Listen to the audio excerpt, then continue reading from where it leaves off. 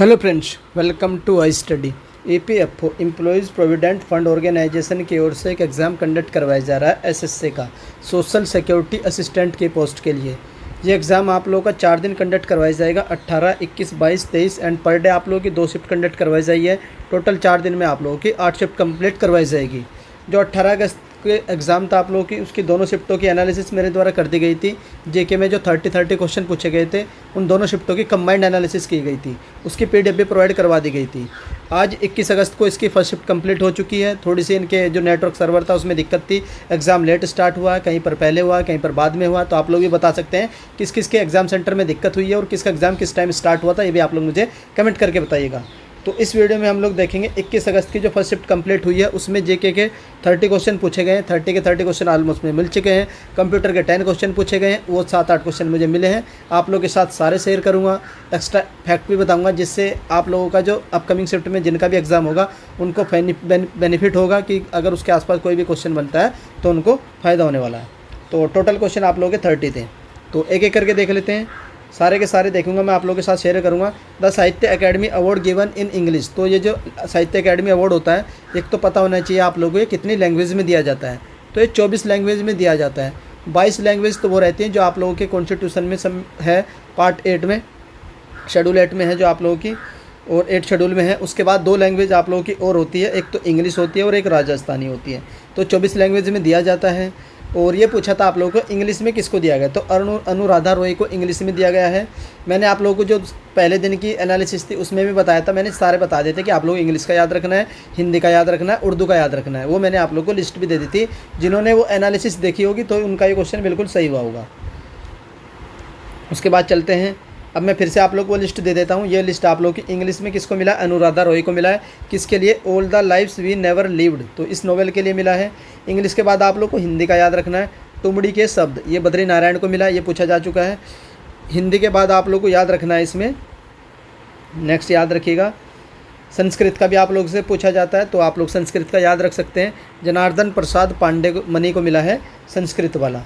उसके बाद आप लोगों को याद रखना उर्दू वाला, तो उर्दू वाला किसको मिला, अनीस अशफाक को मिला है। तो ये 4-5 लैंग्वेज में आप लोगों को याद रखने होते हैं, यही आप लोगों से बार बार पूछे जाते हैं। आई होप आप लोगों को ये क्वेश्चन समझ आ चुका होगा। अब चलते हैं नेक्स्ट क्वेश्चन पर। नेक्स्ट क्वेश्चन था, who was the founder of the सुंग डायनेस्टी। तो सुंग डायनेस्टी के फाउंडर कौन थे, तो ये पुष्यमित्रा शुंग डायनेस्टी थी। अब एंशिएंट हिस्ट्री में जितनी भी डायनेस्टी हैं सबके फाउंडर मैं आप लोगों को बता देता हूँ। हर्यक डायनेस्टी के कौन थे, ये बिंबिसार थे। पाटलिपुत्र इसकी कैपिटल थी, कैपिटल भी आप लोगों को याद रखनी है।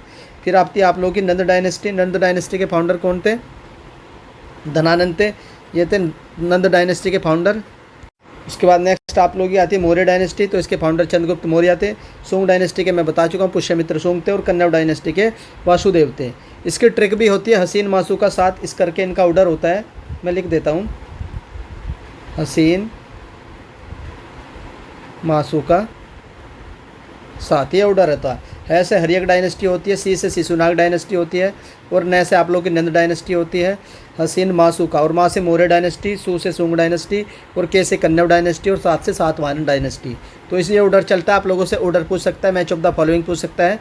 तो ये आप लोग ट्रिक याद रखिएगा, हसीन मासू का साथ। अब और बाकी कौन कौन सी डायनेस्टी, हर्यक का हम लोग देख चुके हैं, बिंबिसार है। शिशुनाग के शिशुनाग थे। नंद डायनेस्टी के कौन थे, महापद्मानंद थे।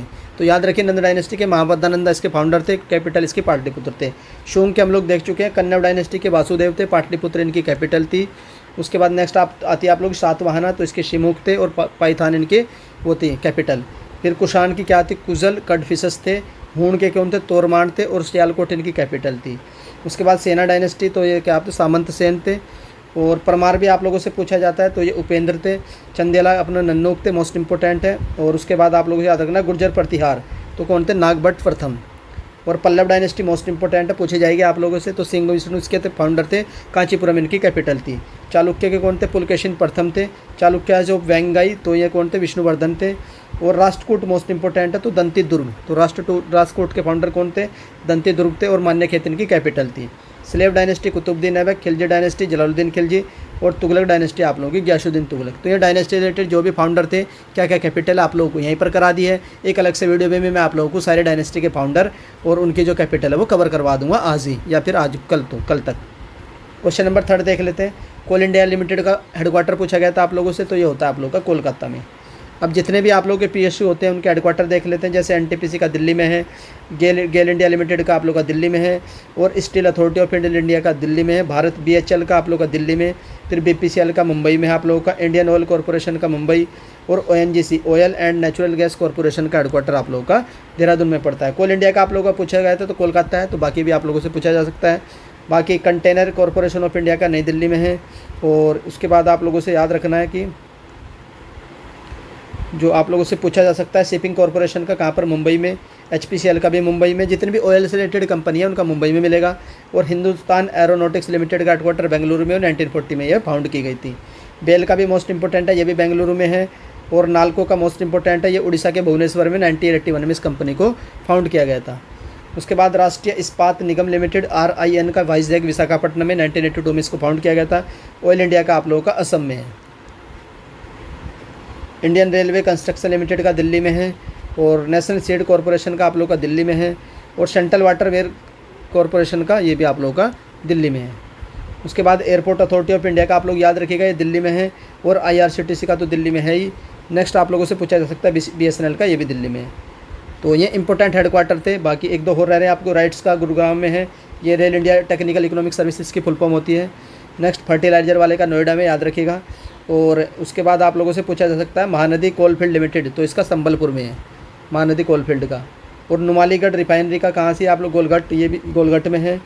और इंडियन रेयर अर्थ लिमिटेड का मुंबई में, ये भी पूछा जाता है आप लोगों से। और भारत डायनामिक लिमिटेड, इसका हेडक्वार्टर आप लोगों को हैदराबाद में मिलेगा, जो आप लोगों की मिसाइल वगैरह बनाती हैं, मैन्युफैक्चरिंग करती हैं। हिंदुस्तान कॉपर लिमिटेड का कोलकाता में है। और garden rich ship builder engineer का कोलकाता में है। सेंट्रल कोलफील्ड का आप लोगों का रांची में है। उसके बाद आप लोग याद रखना भारत अर्थ मूवर लिमिटेड BEML, ये आप लोगों की कोचेज वगैरह बनाती है, तो इसका बेंगलुरु में है। और ONGC का पूछ सकते हैं आप लोगों से, इसका देहरादून में है। और सतलज जल विद्युत निगम का शिमला में। तो ये इंपॉर्टेंट हेडक्वार्टर भी मैंने आप लोगों को यहीं पर कवर करवा दिए हैं। अब चलते नेक्स्ट क्वेश्चन। आप लोगों से पूछा गया था सेंट्रल वाटर बोर्ड का हेडक्वार्टर कहाँ से है, दिल्ली में है। या फिर ये पूछा गया होगा कि सेंट्रल वाटर कमीशन, या तो सेंट्रल वाटर कमीशन होगा या सेंट्रल वाटर बोर्ड होगा, दोनों का हेडक्वार्टर आप लोगों को दिल्ली में मिलेगा। क्वेश्चन नंबर 5 देख लेते हैं। How many state share boundary with the Uttar Pradesh, तो यूपी के साथ कितने स्टेट बाउंड्री शेयर करते हैं, तो 8 तो स्टेट शेयर करते हैं, और एक यूनियन टेरिटरी दिल्ली शेयर करती है। तो ये क्वेश्चन था, क्वेश्चन नंबर 5। अब इसको आप लोग मैप से भी देख सकते हैं, ये आप लोग का यूपी है, तो यूपी के आप लोग देख लीजिए, यहाँ पर उत्तराखंड शेयर कर रहा है, उसके बाद हरियाणा, उसके बाद हिमाचल प्रदेश, 3 तो यही हो गया आप लोगों के नॉर्थ में। फिर आप लोगों का राजस्थान 4, मध्य प्रदेश 5, छत्तीसगढ़ 6, झारखंड 7 और बिहार 8, और एक यूटी है आप लोगों का दिल्ली, तो टोटल 8 + 1। अब आप लोगों से पूछा जा सकता है कि अदर स्टेट से रिलेटेड भी पूछा जा सकता है, जैसे कि एमपी से पूछा जा सकता है कि कितने स्टेट को टच करता है, तो आप लोग इस मैप को देख लीजिएगा। एमपी जो आप टच करेगा आप लोग राजस्थान, गुजरात 2, महाराष्ट्र 3, छत्तीसगढ़ 4, झारखंड 5, बिहार से नहीं 5, और उत्तर प्रदेश 6। तो ये मध्य प्रदेश 6 से स्टेट करेगा। तो इस तरीके से आप लोग हर एक स्टेट का देख लीजिएगा, इंपॉर्टेंट स्टेट का, कि वो कितने स्टेट को टच करते हैं। ये PDF आप लोगों को मिलेगी टेलीग्राम ग्रुप में। क्वेश्चन नंबर 6 पूछा गया था, करंट लोकसभा, वो जो हमारे करंट में लोकसभा चल रही है, ये कौन से नंबर की लोकसभा है, तो ये 17 नंबर की लोकसभा है। हेडक्वार्टर ऑफ इंटरपोल पूछा गया था, तो ये होता फ्रांस का एक शहर है लियोन, तो लियोन बोलते हैं, लियोन नहीं होता, लियोन इसका नाम होता प्रोनाउंसिएशन। तो ये कहाँ पर आप लोगों का फ्रांस में स्थित है। अब मेजर हेडक्वार्टर आप लोगों से पूछे जा सकते हैं, जैसे रेड क्रॉस का जिनेवा में है, इंटरपोल का मैंने आप लोगों को बता दिया, यहीं से पूछा गया था। फिर ADB का आप लोग का मनीला में, वर्ल्ड वाइल्ड लाइफ फर्म का आप लोग ग्लैंड स्विट्जरलैंड में है, और नाटो का ब्रसल्स में। नाटो 4 अप्रैल 1949 को बना था, ये भी आप लोगों का क्वेश्चन पूछा गया है। इंटरनेशनल कोर्ट ऑफ जस्टिस का द हैग नीदरलैंड में है। यूनिसेफ का न्यूयॉर्क में, सार्क का आप लोगों का काठमांडू में है। उसके बाद यूनाइटेड नेशन इन्वायरमेंटल प्रोग्राम जो नैरोबी में है, 1972 में बना था ये। और गैट जो आप लोग का जेनेवा 1948 में बना था, इसकी फुल फॉर्म होती है general agreement trade on tariff, तो ये जेनेवा में है, स्विट्जरलैंड के जेनेवा में। उसके बाद वर्ल्ड ट्रेड ऑर्गेनाइजेशन, ये जेनेवा में है। ऑर्गेनाइजेशन ऑफ अमेरिकन स्टेट, ये वाशिंगटन DC में है। अरब लीग का कायरा में है, जो मिस्र की कैपिटल है। फिर council of mutual economic assistant, तो ये आप लोगों का याद नहीं रखना है। वर्ल्ड काउंसिल ऑफ चर्चिज, ये जेनेवा में है।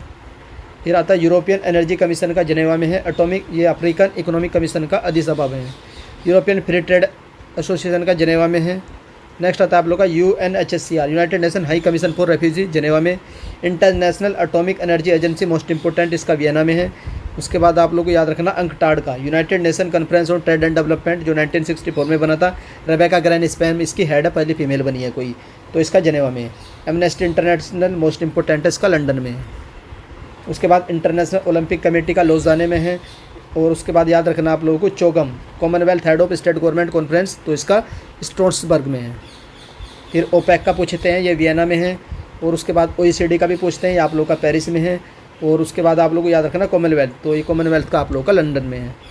फिर आता है आप लोगों का यूरोपियन पार्लियामेंट लग्जमबर्ग में है। और European research space research organisation, इसका आप लोगों का फ्रांस के पेरिस में मिलेगा। इंटरनेशनल लेबर ऑर्गेनाइजेशन का जिनेवा में है। ये ऑर्गेनाइजेशन आप लोग की 1919 में फाउंड की गई थी। फिर आप लोग को याद रखना ऑर्गेनाइजेशन फॉर अफ्रीकन यूनिटी, तो ये आप लोगों का एडिस अबाबा में है। उसके बाद यूनेस्को का पेरिस में है। वर्ल्ड बैंक का आप लोग का वाशिंगटन में है। IMF का आप लोग का वाशिंगटन में है। और यूनाइटेड नेशन एग्रीकल्चर ऑर्गेनाइजेशन का रोम में है। तो सारे हेडक्वार्टर भी मैं आप लोग को यहीं पर कवर करवा चुका हूँ, तो ये भी आप लोगों को क्लियर हो चुके होंगे। एक क्वेश्चन पूछा गया था कि बिरजू महाराज जो हैं ये किस डांस को परफॉर्म करते हैं, तो ये रिलेटेड है कथक।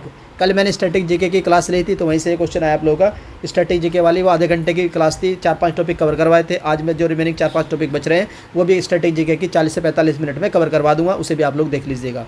तो ये था आप लोगों का क्लासिकल डांस रिलेटेड। अब यहाँ पर आप लोगों से क्या क्या पूछे जा सकते हैं मैं आप लोगों को बता देता हूँ। कथक के आप लोगों को बिरजू महाराज याद रखना है, लच्छू महाराज आप लोगों को याद रखना है, उसके बाद शंभू महाराज आप लोगों को याद रखना है, सितारा देवी भी पूछते हैं, तो ये 4 नाम आप लोगों को याद रखने हैं। कुचिपुड़ी में आप लोगों को मल्लिका साराभाई याद रखना है। उसके बाद आप लोगों को राजा रेड्डी याद रखना है, राधा रेड्डी याद रखना है। बस ये 3 नाम याद रखने हैं। भरतनाट्यम में आप लोग को रुक्मणी देवी याद रखना है, पद्मा सुब्रमण्यम याद रखना है। उसके बाद इसमें टी बाला सरस्वती भी याद रखना है और यामिनी कृष्णमूर्ति याद रखना है। और ये यहाँ नाम याद रखना है आप लोग को भरतनाट्यम से। कथकली से आप लोगों से पूछा जाता है कि इसमें एक तो आप लोग याद रखिए कथकली से ये रामकुट्टी नायर याद रख लीजिए। ये आप लोग का किससे, कथकली से। ओडिसी से आप लोग को याद रखना झावेरी सिस्टर, तो झावेरी सिस्टर होंगी इसमें कहीं पे। तो एक तो सोनल मानसिंह याद रखना है और कालूचरण मोहपात्रा ये भी पूछते हैं आप लोगों से। और गीता महालिक भी पूछते हैं। सुजाता मोहपात्रा आता है, मोस्ट इम्पोर्टेंट है। और शोभा, हाँ ये आप लोग शोभना और शाहजहान ये भी याद रखिए। फिर मोहिनी अट्टम से आप लोग याद रखिएगा, सुनंदा नायर याद रखिएगा। और नेक्स्ट आप लोगों का गोपाल प्रसाद दुबे और कलम कादलम ये भी याद रखिएगा। तो ये आप लोग याद रखिएगा मोहिनी अट्टम से। मणिपुरी से आता है आप लोग का झावेरी बहन है, तो ये झावेरी सिस्टर मणिपुरी वाला मोस्ट इंपॉर्टेंट है। और उसके बाद आप लोग का सत्तरिया से याद रखिएगा। तो ये सारे मैंने आप लोग को बता दिए कौन सा डांस कौन परफॉर्म करता है। आप लोग इसके पढ़कर जाइए कि जिनका भी एग्जाम अपकमिंग शिफ्ट में होगा। Other name of the white revolution, तो वाइट रिवॉल्यूशन का अदर नेम क्या था, तो ये ऑपरेशन फ्लड था जो 1970 में डॉक्टर वर्गीज कुरियन के द्वारा स्टार्ट किया गया था। 1970 में ऑपरेशन फ्लड बोलते हैं इसको, वाइट रिवॉल्यूशन का अदर नेम। अब सारे रिवॉल्यूशन देख लेते हैं। ग्रीन रिवॉल्यूशन क्या था, ये फूड वाला है। वाइट रिवॉल्यूशन मिल्क प्रोडक्शन से रिलेटेड है। ब्लू रिवॉल्यूशन आप लोगों का फिश जो मछली के प्रोडक्शन से रिलेटेड है। ब्राउन रिवॉल्यूशन आप लोगों का फर्टिलाइजर से रिलेटेड है। सिल्वर रिवॉल्यूशन आप लोगों का एग के प्रोडक्शन को से रिलेटेड है। येलो रिवॉल्यूशन आप लोगों का ऑयल सीड प्रोडक्शन। कृष्णा क्रांति आप लोगों का बायोडीजल। और रेड रिवॉल्यूशन आप लोगों का टमाटो या फिर मीट प्रोडक्शन। पिंक रिवॉल्यूशन आप लोगों का लोबस्टर प्रोडक्शन। बादामी रिवॉल्यूशन आप लोगों का स्पाइस प्रोडक्शन मसाले वाला। और गोल्डन रिवॉल्यूशन आप लोगों का फ्रूट प्रोडक्शन। और अमृत क्रांति आप लोगों का रिवर लिंकिंग प्रोजेक्ट है, जैसे कि केन और बेतवा को जोड़ा जा रहा है 2 रिवर को, तो ये आप लोगों का अमृत वाला हो जाएगा।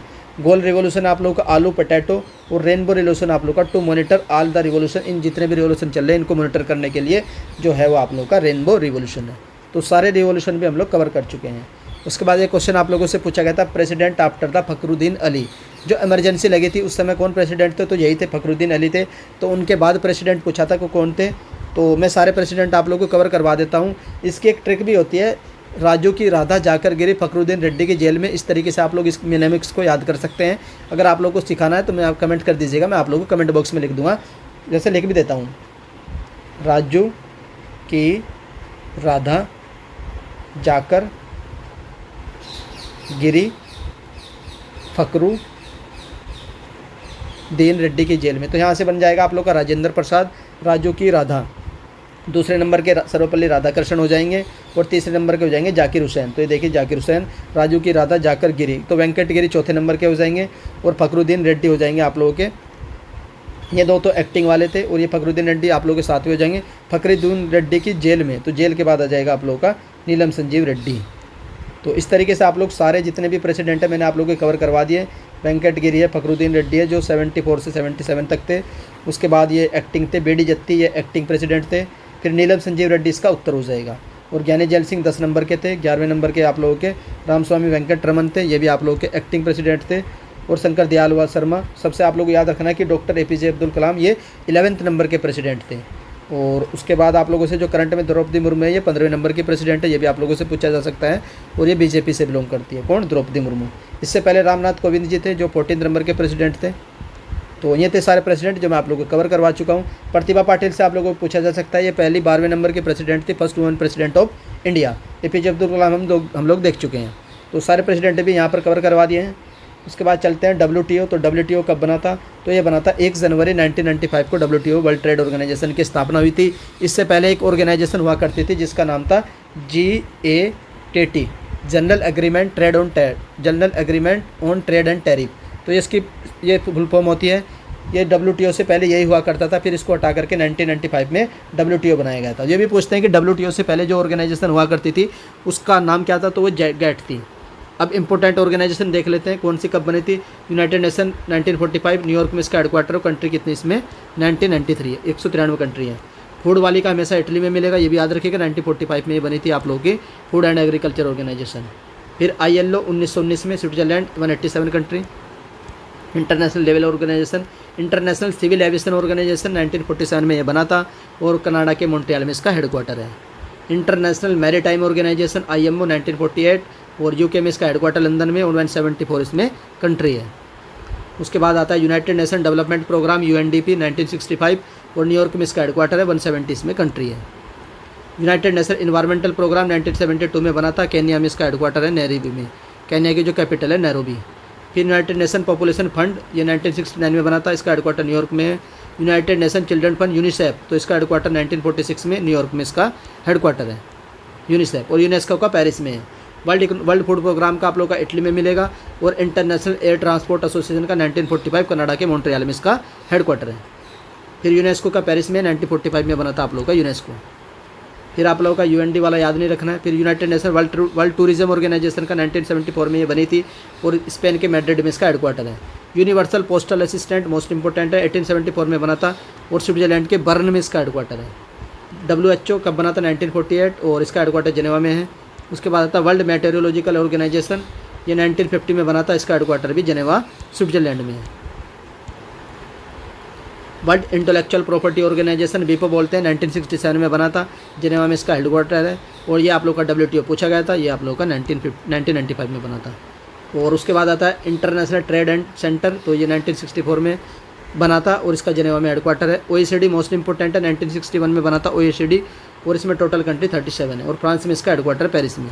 तो ये भी हम लोग देख चुके हैं। बाकी international Atomic Energy agency 1957 Austria में इसका हेडक्वार्टर है, वियना में, कंट्रीज में 173 है। उसके बाद OPEC 1960 में बना था, वियना में इसका हेडक्वार्टर है, 13 कंट्री OPEC में। ये पूछा जा सकता है कि OPEC में कितनी कंट्री हैं? तो 13। कॉमनवेल्थ ऑफ नेशन कब बना था? 1932 में बना था, इसमें लंदन में इसका हेडक्वार्टर है। मेंबर कंट्रीज़ में 71 है। तो इसमें आप लोग ये करेक्ट करिएगा, इसका आप लोग मुझे कमेंट करके बताइएगा कि कॉमनवेल्थ ऑफ नेशन में करंट में कितनी कंट्री है। अभी 2 कंट्री है कोई जो इसमें इंक्लूड की गई थी 2023 में। एमनेस्टी इंटरनेशनल 161, इसमें 1961 में ये बना था, लंदन में इसका हेडक्वार्टर है। नाटो आप लोगों से पूछा गया था, तो 1949 में बना था, हेडक्वार्टर इसका ब्रसल्स बेल्जियम में है। मेंबर कंट्री नाटो में 30 है। फिर आसियान आप लोगों को 1967 में बना था, इसका हेडक्वार्टर आप लोगों को इंडोनेशिया के जकार्ता में है और कंट्री कितनी आसियान में? 10। APEC मोस्ट इंपॉर्टेंट है, 1989 में बना था और सिंगापुर में इसका हेडक्वार्टर है और टोटल कंट्री APEC में 21 है। फिर आप लोगों का FIFA 1904 में बना था, ज्यूरिख स्विट्जरलैंड में इसका हेडक्वार्टर है, टोटल मेंबर कंट्री इसमें 211 है। उसके बाद आता है इंटरनेशनल टेबल टेनिस फेडरेशन, 1913 में ये बना था, लंदन में इसका हेडक्वार्टर है और इसमें जो टोटल कंट्रीज़ है वो 211 है। फिर AIIB, ये चाइना का बैंक है, 2016 में बना था। संघाई कोऑपरेशन ऑर्गेनाइजेशन 1996 में बना था, इसका हेडक्वार्टर चाइना में है और कंट्रीज में 9 है। अंकटाड हम लोग देख चुके हैं, 1964 में बना था, स्विट्जरलैंड में इसका हेडक्वार्टर है और इसकी रेबेका ग्रेन स्पेन इसकी पहली फीमेल हेड है। एशियन डेवलपमेंट बैंक 1966 में बना था, फिलीपींस के मनीला में इसका हेडक्वार्टर है, टोटल कंट्रीज में 68 है। उसके बाद world bank 1944, Washington DC 189 country. IMF भी 1945, वाशिंगटन DC में हेडक्वार्टर, इसमें 190 कंट्री है। उसके बाद international court of justice 1945, the Hague Netherlands में इसका हेडक्वार्टर, टोटल कंट्री 193। उसके बाद आता है आप लोगों का FATF 4 सेक्शन टास्क फोर्स, ये कब बना था? 1989 में, फ्रांस के पेरिस में इसका हेडक्वार्टर, टोटल कंट्रीज में 39 है। तो ये भी हम लोग देख चुके हैं। उसके बाद 12th क्वेश्चन आता है 11th नंबर का बायोस्फीयर रिजर्व, जो यूनेस्को की जो man and biosphere reserve list आती है उसमें 11th नंबर का जो बायोस्फीयर रिजर्व डिक्लेयर किया गया था वो कौन सा था, तो ये था कंचनजंगा। अब लोगों से पूछा जा सकता है कि यूनेस्को की जो प्रोटेक्टेड बायोस्फीयर रिजर्व की जो लिस्ट है उसमें पहला कौन सा था, तो ये नीलगिरी था। और जो 11th नंबर का था कंचनजंगा था। और 12 नंबर का आप लोगों का पन्ना था। पन्ना कहाँ से है, पन्ना आप लोगों का राजस्थान में है। तो ये 2020 में पन्ना बायोस्फीयर रिजर्व को मध्य प्रदेश का इसमें यूनेस्को में जगह दी गई थी। तो ये आप लोगों से पूछा जा सकता है। ये पूछ सकते हैं कि आप लोगों से कि भारत में टोटल कितने बायोस्फीयर रिजर्व है, तो वह आप लोगों के 18। आसियान का हेडक्वार्टर पूछा गया तो इंडोनेशिया के जकार्ता में है। Which gas is use to preserve the oil, तो ये कौन सी होते हैं, helium and nitrogen. Graphite is an allotrope of, तो ये किसका एलोट्रोप होता है, कार्बन का होता है। अब आप लोगों से कार्बन के कोई और एलोट्रोप पूछ सकता है, तो जैसे कि बक मिनिस्टर फुलरिन भी होता है, उसके बाद डायमंड भी होता है, ग्रेफाइट भी होता है, या फिर ग्रेफिन भी होता है। तो इनमें से कोई सा भी आप लोगों से पूछ सकता है जिनका भी एग्जाम अपकमिंग शिफ्ट में होगा। उसके बाद नेक्स्ट देख लेते हैं, who started the Bardoli Satyagraha, तो बारदोली सत्याग्रह को किसने स्टार्ट किया था, तो ये 1928 में स्टार्ट किया गया था by independence struggle led by the Sardar Vallabh Bhai Patel ji के द्वारा स्टार्ट किया गया था for the farmer of Bardoli, तो बारदोली के किसानों के लिए स्टार्ट किया गया था। Against the unjust raising of the taxes जो बढ़ गए थे उसके बेस पर स्टार्ट किया गया था। अब और देख लेते हैं बाकी। चंपारण सत्याग्रह जो महात्मा गांधी का पहला सत्याग्रह मूवमेंट था, चंपारण बिहार से स्टार्ट किया गया था। ये भी किसानों का जो इंडिगो कल्टिवेशन था उसके अगेंस्ट था, 1917 में इसको स्टार्ट किया गया था। अहमदाबाद सत्याग्रह 1918 में, खेड़ा सत्याग्रह 1918 में, और रोलेट सत्याग्रह 1919 में। ये आप लोगों के चारों महात्मा गांधी के मूवमेंट है जो स्टार्ट किए गए थे, इसी ऑर्डर में स्टार्ट हुए थे। यूनिवर्स एक्सपेंडिंग थ्योरी ये किसके द्वारा की दी गई थी, तो एडविन हब्बल के द्वारा दी गई थी। इन्हीं के नाम पर एक टेलीस्कोप जो नासा ने लॉन्च की थी उसका नाम भी हब्बल टेलीस्कोप रखा गया है, तो इन्हीं के नाम पर रखा गया है। आर्टिकल 51A इज रिलेटेड, तो ये किससे रिलेटेड है, तो द स्वर्ण सिंह कमेटी, ये भी पूछते हैं कि ये स्वर्ण सिंह कमेटी है किससे रिलेटेड है, तो ये आप लोगों के फंडामेंटल ड्यूटी से रिलेटेड है। तो इसने 1976 में रिकमेंड किया था कि फंडामेंटल ड्यूटी होनी चाहिए, the necessity of which was felt during the international emergency, जो इमरजेंसी के टाइम पर महसूस या फेल्ट की गई थी। फिर क्या होता है, 42वां अमेंडमेंट होता है नेक्स्ट ईयर ही, 42वां अमेंडमेंट 1976 में होता है, और 10 फंडामेंटल ड्यूटी को इंडियन कॉन्स्टिट्यूशन में ऐड किया जाता है। अगर आप लोगों से पूछे कि करंट में कितनी फंडामेंटल ड्यूटीज है, तो करंट में 11 है, और जो 11वीं फंडामेंटल ड्यूटी है वो 86 अमेंडमेंट जो 2002 में हुआ था उसके द्वारा जुड़ी गई थी। तो टोटल कितनी फंडामेंटल ड्यूटी है, 11 है। Total high court in India total कितने, 25 हाई कोर्ट हैं। उसके बाद देख लेते हैं कौन सा हाई कोर्ट कब बना था। सबसे पहला हाई कोर्ट पूछे तो कोलकाता जो 1862 में बना था। उसके बाद बॉम्बे बना था, ये भी 1862 में बना था। उसके बाद चेन्नई बना था। तो ये इनका ऑर्डर आप लोगों से पहला पूछ सकते हैं।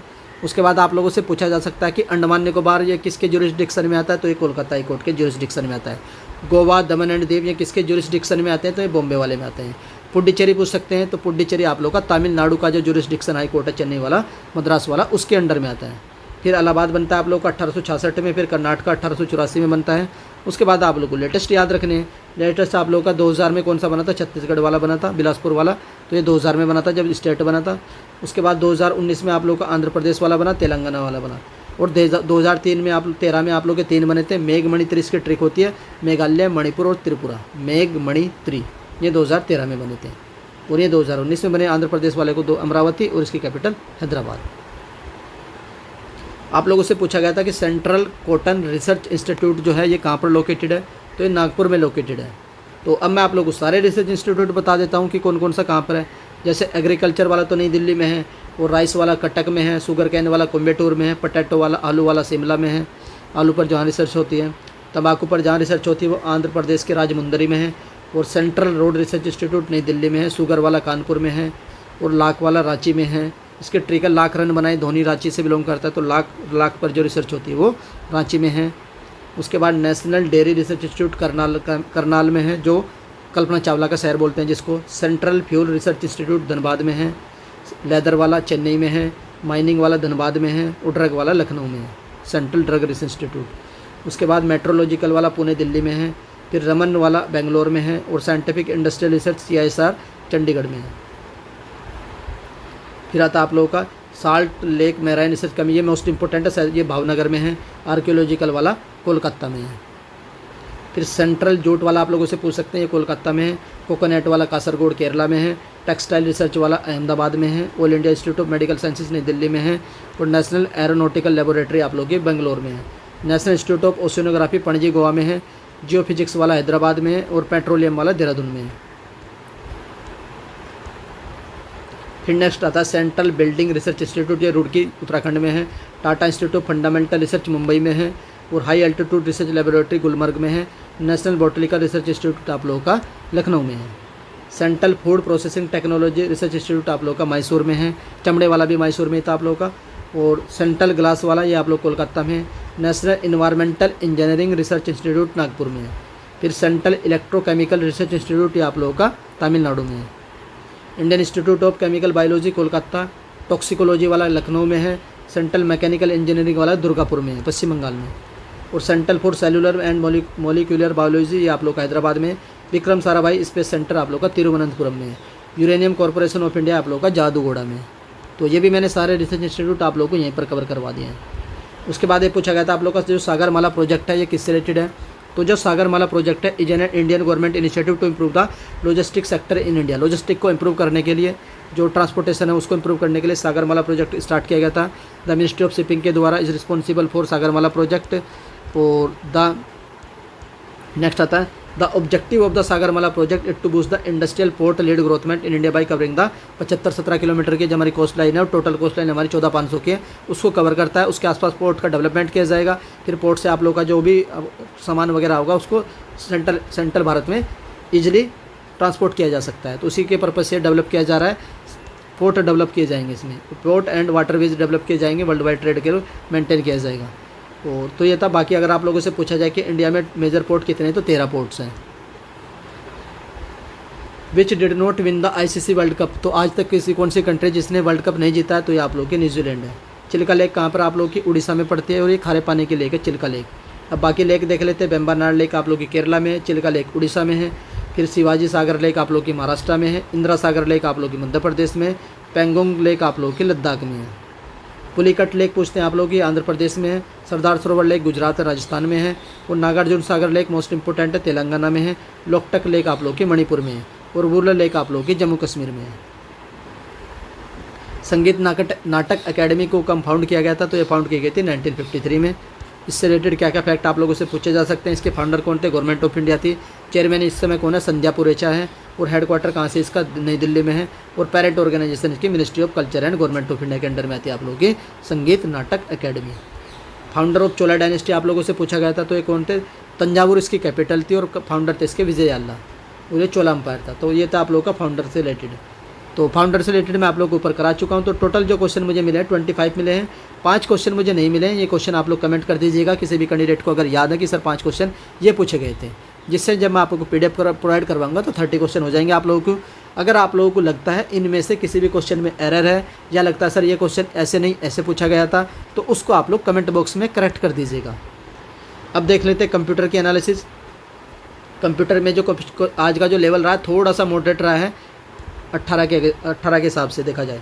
तो एक क्वेश्चन पूछा गया था 1 KB 1 MB 1 TB करके 4 दे रखे थे।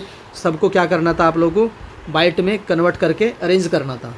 दूसरा ये आप लोग का मेमोरी से रिलेटेड क्वेश्चन था। फिर हेक्साडेसिमल वाले 4 दे रखे थे, उनको डेसिमल वैल्यू को निकाल करके अरेंज करना था। ये आप लोगों का दूसरा क्वेश्चन था। फिर उसके बाद नेक्स्ट आप लोगों से पूछा गया था वेब लेआउट के बारे में और रीड व्यू क्या होता है और प्रिंट लेआउट होता है, इनकी डेफिनेशन को मैच ऑफ द फॉलोइंग करना था। तो ये था क्वेश्चन नंबर 3। क्वेश्चन नंबर 4 था आप लोगों का मेमोरी कौन सी फास्ट होती है, तो कैच मेमोरी सबसे फास्ट होती है, तो इनको अरेंज करना था। ये क्वेश्चन आप लोगों का 4 था। क्वेश्चन नंबर 5 था आप लोग का फ़ॉन्ट के फोल्डर में क्या नहीं होता है, तो ये आप लोग को बताना था। Font space, indent, font colour और फ़ॉन्ट स्टाइल। तो ये क्वेश्चन नंबर 5 था। और बाई यूज कैप्चा ये क्वेश्चन नंबर 6 था। तो ये क्वेश्चन नंबर आप लोग के 4-5 क्वेश्चन जो कंप्यूटर के मुझे मिले हैं, इनमें से अगर 3-4 क्वेश्चन है जो आप लोगों को याद हो किसी को भी कैंडिडेट को, वो कमेंट कर दीजिएगा। कंप्यूटर के भी मैं आप लोगों को टोटल 10 क्वेश्चन प्रोवाइड करवा दूँगा। बाकी कंप्यूटर की मैराथन मेरे द्वारा ली गई थी, आप लोगों ने देखी होगी, तो आप लोग अच्छा करके आए होंगे। और जो भी कैंडिडेट चाहते हैं कि कंप्यूटर के नोट्स दे दीजिए, तो नोट्स के लिए आप लोग कॉन्टैक्ट कर लीजिएगा 7409781828। इस नंबर पर आप लोग व्हाट्सअप कर लीजिएगा, आप लोगों को कंप्यूटर के नोट्स प्रोवाइड करवा दिए जाएंगे। और इसकी PDF आप लोगों को मिलेगी टेलीग्राम ग्रुप में। टेलीग्राम ग्रुप का लिंक मिलेगा इस वीडियो के डिस्क्रिप्शन में। आई होप आप लोगों को इस शिफ्ट की एनालिसिस पसंद आई होगी। और अगर आप लोग चाहते हैं कि अपकमिंग शिफ्ट जो नेक्स्ट शिफ्ट होगी आप लोगों की सेकंड शिफ्ट, उसकी भी एनालिसिस इसी तरीके से की जाए, तो उसके लिए भी आप लोग मुझे कमेंट कर दीजिएगा। तो अगर हाई स्टडी चैनल की ओर से की गई एनालिसिस पसंद आती है तो आप लोग वीडियो को लाइक कर सकते हैं, और अगर चैनल पर फर्स्ट टाइम विजिट कर रहे हो तो चैनल को सब्सक्राइब कर लो, बेल आइकन को ऑन रख लीजिए।